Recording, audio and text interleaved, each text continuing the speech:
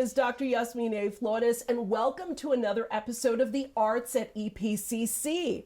I am on location today with a gentleman who has had this business, which is Danny's Music Box, for many years now. I am with Danny Joe McDaniels. Hello, Hi. sir. How are doing? you? Doing well. How are you doing? I'm doing good. First of all, thank you for allowing us into your store. Oh, This is very absolutely. exciting. I'm sad that we can't get like a full shot of everything, but you have all these beautiful guitars. You sell strings. You sell amps, you sell basically the guitarist's dream, right? Pretty much, yeah. We do PA, drums, and guitars is our main thing. But Nice. we're more just a big repair shop. Okay. But we started to sell again. Oh, Back in the very day, good. we did have a pretty big powerhouse store. We sold for years and years and years. Yes. And then we scaled down circumstances, and so now we're still doing it and doing a lot of repairs, which is a lot of fun. That's awesome. So first of all, tell me a little bit about yourself, Danny, because I'll be honest with you. So I'm a clarinet player. Okay. I do a lot of my business with Mr. Olivas, Yes. right? And Jimmy, I've known Jimmy since I was 11. And so within high school programs, it seems like the guitar programs have really grown Yes, over the they have. years, Yes. which is great. It's really awesome. I'm happy to go to some of these high schools. I remember Pebble Hills has a big guitar program there. Yes, almost most of the schools do now, which is really helpful. Yes. It is, absolutely. So tell me a little bit about yourself, what you majored in college. Are you from El Paso, Texas? Originally from, born in Hobbs, New Mexico. Okay. My father was on the road. He is actually the original Danny. He's Okay. the guy. I'm Danny Jr. Okay. I was born on the road, typical touring musician. He was in between several different bands. He toured back in the late 50s and early 60s with Buddy Holly and Wow. Tommy Allsop and those guys. And we just happened to be in Hobbs and doing some show. He was doing some shows there, and ended up having me there. So, yeah. Okay. And then we moved shortly after that to Las Vegas, and then to El Paso, I guess about 65 maybe. Okay. So I've been here pretty much my whole life. So I'm almost a local boy. Okay, very good. Awesome. Yes. And so you grew up here. You went to high school here? Yeah, high school here, and I went out of high school directly into working here. My father had fallen ill and had some health issues, and so I came in just straight to the shop, and that's what I've been doing Wow. since then. Yeah. That's awesome. So it's been a lot of fun. I've been really blessed to be able to work with some of the greatest folks around the area, local guys and national guys. It's been a lot of fun. So I'm fascinated about Buddy Holly. Yeah. So was he a background musician for him? He would play Tommy Allsop. You might recognize him from like Asleep at the Wheel and some of the bigger country bands. Okay. My dad was the drummer for the Tommy Allsop band that would open for Buddy Holly. Oh, wow. Yeah, and of course the Big Bopper and Richie Valens. They would all change and everything. How cool is that? Yeah, and it is neat. I got a document too. I'll show you too. Was my dad's booking right after, and sadly right after Buddy had passed away. Yeah. He still was booked at the studio that they did all the recordings at, which. Okay. Yeah, so we have the documentation, showing his booking, and it was sadly a few months after Buddy had passed away. Right. Yeah, it's Norman Petty Studios. Okay. It's like real famous that did all the Buddy Holly tunes out there. It's pretty neat. How about that? That's awesome. Yeah, and so your father, was he a drummer? He was a drummer. Okay, yes, he was a drummer. Yeah, correct. Yeah. And where was he from? South Carolina. Okay. Yeah. And on tour, he met my mom, who was in Amarillo, Texas. Okay. And they ended up meeting and literally getting married like a few weeks after they met. How about that? And they were married almost 60 years. Oh my When my dad goodness. passed, and my mom just passed about 4 years ago. What brought him to El Paso? His mom lived here. Okay. His stepfather was military, and they ended up moving here. So from Las Vegas, we ended up coming down here to stay here, and we've been here ever since. Wow, that's awesome. Yeah, because I always find if you're not military, because that's usually what it is It's with what El always brings Paso, you here. Exactly. right? That's what brings you here. And so I'm always fascinated by that. So So your dad came down, they had you in Hobbs, in 65 is when you got here. Yeah. And about 14, 15 is when you joined the shop. Correct, yeah. Wow. And I have an older brother, and it's funny because he's actually the junior. Now, my father, Clifford McDaniel, Clifford Dwight McDaniel Sr., but his show name was Danny Lucas. So that was the, there's a lot of funny stories on that too. Actually, I can show you a receipt too that there was a gentleman who was a big historian for Buddy Holly. He called up maybe, I don't know, it was 15, 20 years ago. And he said, hey, do you know who Clifford Dwight McDaniel is? And I'm like, yeah, he's my dad. He goes, what about Danny Lucas? I said, same guy. He goes, well, we found a receipt written from Buddy Holly that we couldn't figure out who this Clifford Dwight McDaniel is. Yeah. And we found out that his show name confused everybody, but it shows a pay stub from Buddy Holly directly to my dad. How about I'll show you that? that in a little bit. It's That's kind of neat, yeah. awesome. So he was able to play. He didn't play in Buddy Holly's band. He was just friend. They were all toured together, and he was in all the other bands with them.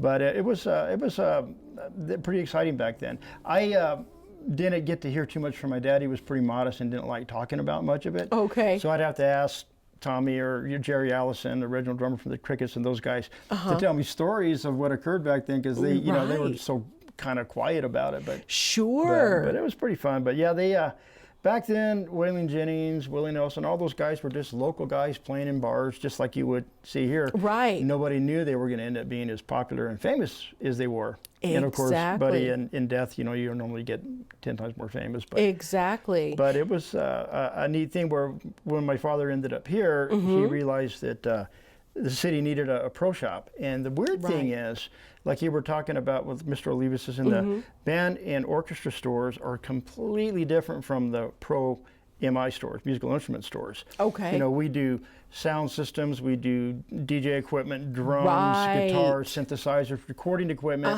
where Mr. Olivas and the guys will do all stringed instruments, symphony, wind instruments. Wind instruments, more of the classical side. So it's almost like, for the longest time, they used to say, oh, the legitimate musicians are the classical guys. And then all those rock and rollers and those country guys, you know what I mean? Right. But we're all, and nowadays we don't have that push and that prejudice towards each other we used to. That's right. And so as you get a little older, you see things kind of drop down a little bit, and before it was like, well, if you don't read music, you're not a musician. You know what I mean? And Paul McCartney's going, oh, really? Right. I don't read music. Exactly. It's kind of funny. I joke with my music theory class all the time. Yeah. I say a lot of your pop artists don't read. Yeah.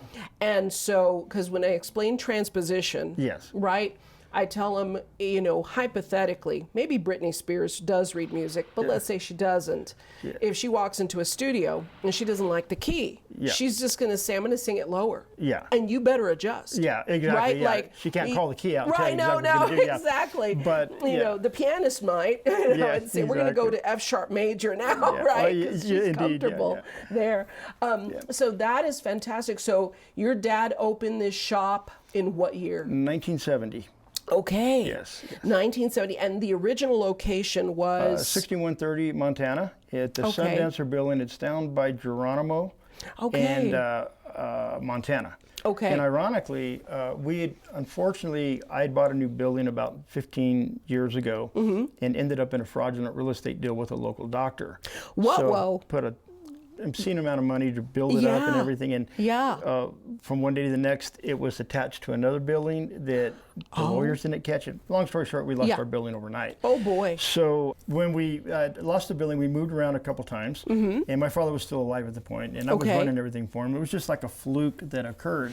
So we ended up bouncing around a bit and then moving back to the 6130 location. Oh, wow. About maybe 14 years ago. Okay. And so we were back in the first center that my dad started in. How about that? And we stayed there for about 10 years. And I bumped into the girl that bought this building that we're in now for British Ballet Academy, and she wasn't using the warehouse, so I ended up printing it and moving back into one of our old. So it's kind of ironic that we went to our first location my dad was in, and then the one he had built. So it was kind of cool. Oh, how about that? Yeah. That's awesome. So so then your father is he still with us, or is No, Okay, he passed about 8 years ago. Oh, okay. It's kind of one of those things. He was about 84 when he passed. Okay. What I always tell people, I'm like, well, he was 84, but that's 150 musician years. Right. It is. Yeah, because especially it takes it out on you. on the road. Touring musicians, it's hard. Yeah, it is that hard. is very hard life. Yeah. And I see some of these folks like, Steven Tyler, Yeah. Mick Jagger. Now, mind you, they're the wealthiest.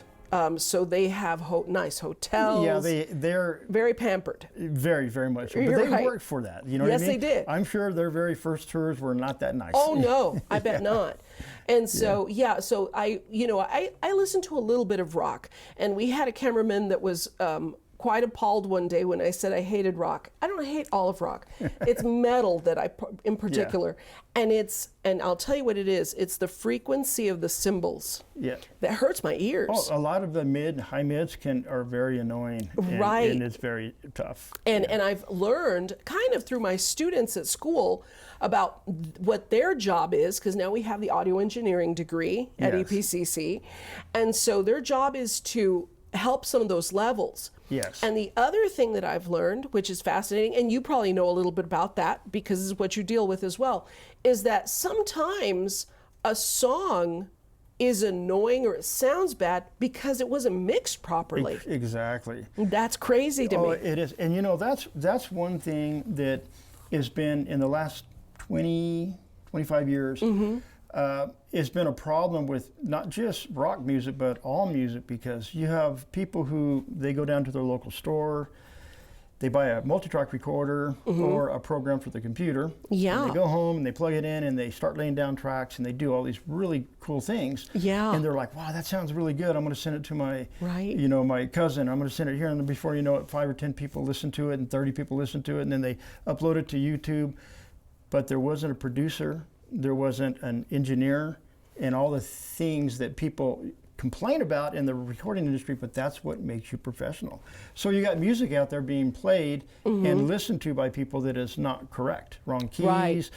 tempos, all these different things that are wrong. Right. But it's got a little bit of a hook to it, so you like it, but you're listening to it, and it's almost like drinking milk when it's just getting ready to spoil. You know what I mean? You're like, I can still get away with it. And unfortunately in music, sometimes there's a lot of stuff out there that's not correct. Right. So going back to, we were talking about reading music, if every musician could learn to read music, or even a good understanding of it, it would just make things so much easier. It would. It would be. Not to say that there's not just wonderfully talented musicians that don't, but I think you have several steps above what you could be if you know those tools. Absolutely. Having the right tools is really the thing, and reading music is number one tool. You know? Absolutely, Yeah. exactly. And I'm telling my audio engineering students that are hopefully watching this show, that they don't understand, especially coming in, they don't understand the importance of music theory. Yeah. Right. Oh, and I go, oh, no. Yeah. Because there are musicians that are musically trained, like Lady Gaga, right? Yes. Who, I want to say she either went to Juilliard or Eastman. And so when she goes into the studio, I'm sure her expectation is everybody knows what they're doing. Exactly. Right? Yeah. Like, she doesn't want any jokes in there that are going to be like, I'm not sure. No. We're going to shut that down right away. Quickly, yeah. So that's really awesome. And so did any of your kids follow in your footsteps and become musicians, or? They play, tinker a little bit. I have one grandson that's in the symphony. Aiden Quinn. Yeah, he just. But one of my sons is a professional DJ. Okay. Owns a pretty notable club in town. Him and his partner. Okay. And my youngest son plays guitar, drums, and piano. Okay. A little bit. Oh, sure. Yeah. And, that's awesome. But I didn't really have a whole lot of my kids or grandkids, and I have like 5 kids and 8 grandkids. And oh my goodness. they play, but nobody really got the bug to jump right into it, other than my one DJ son. Okay. So you fell in line with your dad. Your dad was a drummer. Is instrument percussion, or is it guitar? I'm a drummer also. Oh, you're also a drummer. Okay. Yeah. And I so play drums, but I don't really play out a lot. Okay. Once I got into working and running the store for my brother and I have another brother, a brother also and that's what I was going to say earlier. The Clifford Dwight McDaniel Junior is my brother, so he's the real Junior, and then I got my dad's stage name, so everybody calls me Junior, and I have to tell people all the time, well, I'm not really the Junior, but it's easier that way. Yes. That's hilarious. Yeah, it's kind of funny. Okay, so then you have, so you took over the shop. You sell percussion, you fix instruments, and so I want to kind of talk about that because I don't know how often we students, a lot of our students at EPCC are guitarists.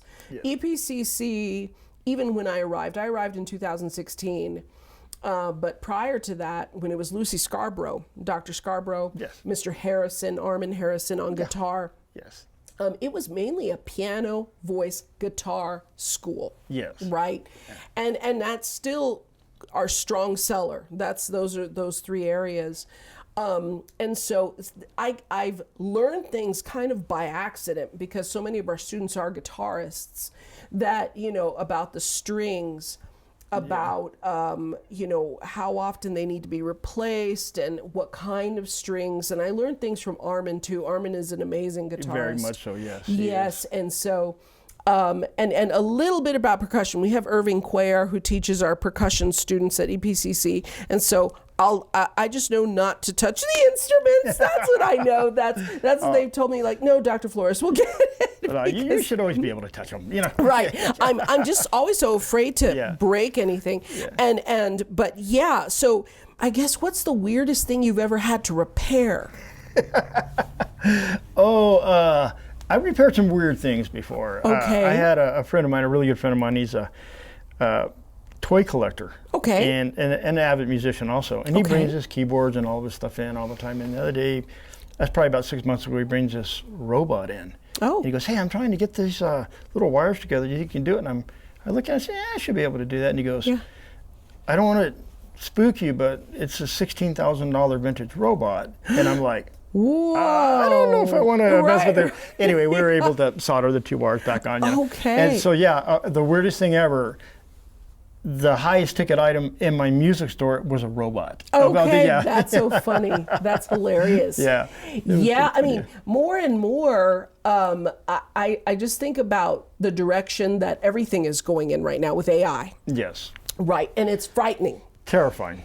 Terrifying. And I kind of want to ask you, like, where do you see the music industry, the actual industry itself? Because look, the clarinet sound on a keyboard nowadays, on an electric keyboard, is pretty decent. It's close. They got the wind in and out. Yeah, all that. And I've even understood that if the musician, if the composer wants, they can add in mistakes. Yeah. Right. Like you can add in mistakes and almost kind of make it sound a little more, live. Real, live, real, authentic. And it's like, that's really frightening because AI can now create. It's not only the lyrics, because we had this music. Compose. It can compose. It's crazy. Yeah. And there's a group that was created, a pop group with a pop song, completely AI. Yeah. Fake people. Everything. Fake everything. And somebody was saying if that person was real, I think it was Howard Stern, was saying if that person was real, they would be on all the TV shows now. They would be doing Jimmy Fallon. They would be doing everything. Yeah, you everything, would be showboated because everywhere. It was an excellent song. It was just so well put together. And so, do you think that this will continue to be an interest, a novelty to humans? I'm kind of frightened. I'm a little spooked by it. Terrified of it. And the problem with it is it's not emotional, it's just about facts. Yeah. And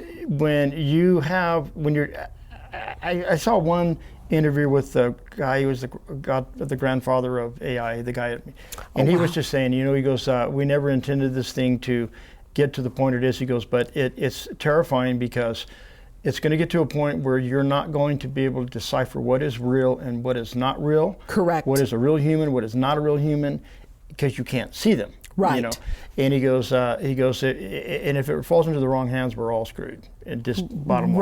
Right, Yeah. right. And the scary thing about it is when you have, I mean, for medical purposes and things like that, it's been really, really helpful. Absolutely. But when you're starting to have AI-generated actors, and AI, so I will tell you, I think I'm starting to see the beginnings of the fake videos. yes, And I see it with Jimmy Fallon from The Tonight Show in these made-up reels with fake guests. yeah, scary. And they're trying to push something, they're trying to sell something, Yeah. and I'm always like, wow, that's not a real episode. Yeah, that's not a real deal. Because exactly, and it's done so well though. The Yeah. first couple of times I didn't catch it because I wasn't paying very close attention, right?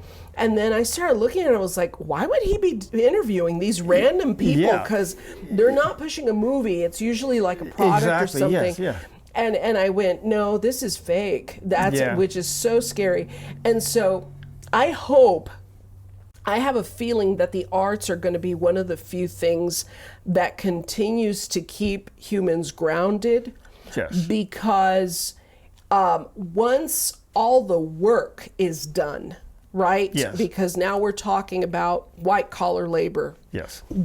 being eaten Yeah. by AI. It's like I mean, everybody's going to be losing their jobs, positions. Right. Groceries. I mean, it's everywhere. It is. And it's a horrible thing. you Right. know. And so I think once essentially what you're creating, hopefully, is more free time for humans. That was, I think, the original intention of robots. If you think back to the Jetsons. Yeah. Oh, right? exactly, yeah. Right? You think back to like the Jetsons episodes where George would be on a conveyor belt rolling into the kitchen, Yeah. right? And here comes the little robot. I think her name was Rosie. Yeah. And so she would be picking up after them, and she would make sure that Elroy didn't fall off the ceiling, right? Yeah, and all that fun, and all yeah. these, right, yes, and all these fun things. And it's like, but now so it seems neat. The concept is neat that a lot of things are taken care of. The robot would make the food for them so Yes. that the wife, I don't remember which one was Judy. I think that was the daughter. But anyway, so the wife wouldn't have to worry about it, etc. But now it's gone so far as to start to consume the labor. So I have a feeling that humans are going to resort back to the arts. Yeah. Because if you have free time on your hands, Yeah. then it's like, I think they're going to start to pick up their guitars again, their clarinets again. We're hoping. We're hoping. Yeah. Right. Yeah. And you know, the thing that's a little terrifying, well, two things on the AI thing. Can't go on tour. Right. You know, and that's the one thing too. So I'm hoping that that's going to help keep the musicians, you know, a little bit more. Right. And that's the thing too. Unless you want to watch, you know, a fake video screen or something like that, you know. Yeah. So I'm hoping that. But as far as AI, it's pretty. It's scary because I guess what I want to say, when the fax machine first came out, Newsweek did this really big article on it. It's a wonderful machine. You don't have to FedEx anymore. Right. You have to sign a document in New York and you're in California. You sign it, you go back and you're done. Right. And we're really thinking this is going to take our 40-hour work week and we're going to knock it down to 28 hours because we're going to have all that extra free time. Right. But that didn't happen. No. What happened was the human nature, greed. Wow, I can work all the time. Right. Our work went up to 52 hours a week. Right. Yeah, because we could do that. And then when the internet came on, then we're working 24 hours a day. You know what I mean? I think about that all the time. Yeah. And I think about, you know, I joke with my students when I first arrived at the college, I was there at 9 to 6 p.m. or so. Jeez, yeah. Right? That's a and long so, day. yeah, it was Yeah. like, but we didn't think anything of it. It was like, okay, I teach at 9, I teach at 10, I teach at 11, I teach at 12. Then I have office hours. Then I'm going to catch up with projects. I'm going to unlock practice rooms. I'm going to unlock the piano lab. I'm going to unlock, you know, whatever it may be. Yeah. Run around with paperwork for signatures, blah, blah, blah, whatever. Yeah. And now, because so many classes went online. Yeah. And so now it's like the day you know, like it's a Tuesday right now. Yeah. It's middle of the afternoon. Yeah. And I have the liberty of being able to you're not come to tied your down. shop. Yeah, right? exactly. To come and talk to you. Exactly. And so it's like, it's kind of wild how it's happened. But with all the new inventions, the demand, as you said, the greed has just taken over. So now they demand even more. Exactly, yeah. From And when you everybody. have, there's no excuse not to work. Before we could say, 6 o'clock, we're going home, everything's closed down. And now it's like, no, it's 24 hours. 24/7. 100, I mean, you just never lose. Banking, everything's 24 hours. Right, correct. eBay and the selling sites have given us to where most people will go out and say, I'm going to build a website and all this kind of stuff. Right. I don't do any of that stuff anymore. I use eBay. It's the easiest thing because it's already pre-done. Yep. And I don't have to worry about it. But if I got obsessed with it, I could do nothing but watch it 24 hours a day. Reverb, any of these selling sites. Right. But you got to know when you can back off a little bit. And, Exactly. Yeah, and it's scary because as human natures, we always want to get that little extra I know. point. We want to be ahead of it, just a little bit more ahead of it. Exactly. And when nobody's telling us you can't do that. Right. You know, I mean, I go set up my computer at 3 o'clock in the morning. I'm not getting a close to come back at 10 o'clock tomorrow morning. Right. It's there. You know what I mean? There. Yeah. Exactly. Yeah. Danny, I want to tell you that it's been lovely talking to you about your life. We're going to come back in a part 2 episode, and we're going to talk a little bit more about the store. So please join us in the next episode if you can. Go get your Kool-Aid and come on back. All right. And until next time, if you can't see the part 2, come back later to watch it. We'll see you guys later. Bye-bye.